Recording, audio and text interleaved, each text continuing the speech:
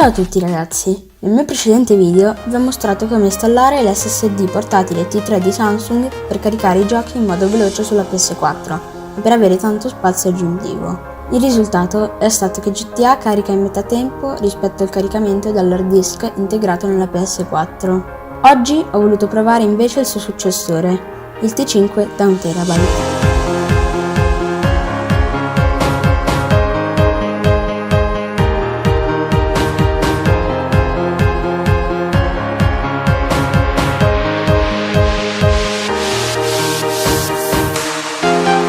Il corpo è in alluminio nero e dà la sensazione di essere molto resistente.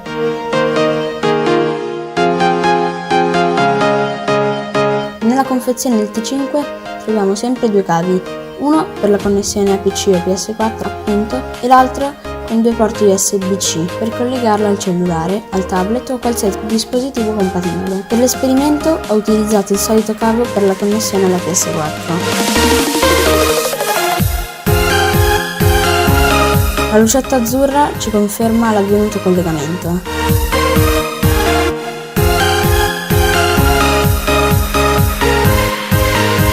Mettiamolo in funzione. La procedura è sempre la stessa.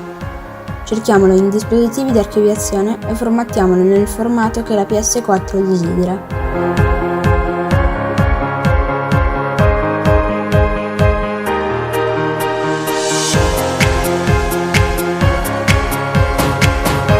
A questo punto abbiamo due archivi per memorizzare i nostri giochi, l'hard disk interno e l'SSD Samsung da 1 TB.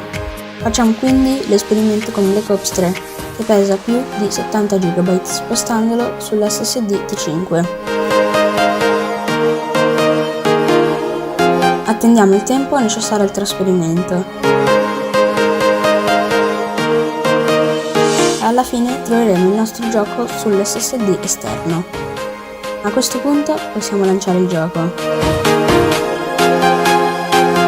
Nel mio test ho eseguito una misura dei tempi di caricamento sia da hard disk, che troverete in alto a sinistra, che da SSD in basso a destra.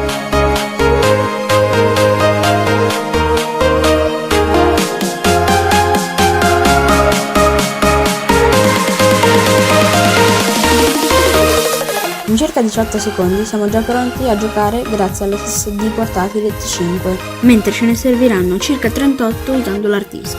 L'SSD portatile T5 vince di netto e risulta essere una soluzione affidabile per espandere la libreria di giochi sulla PS4.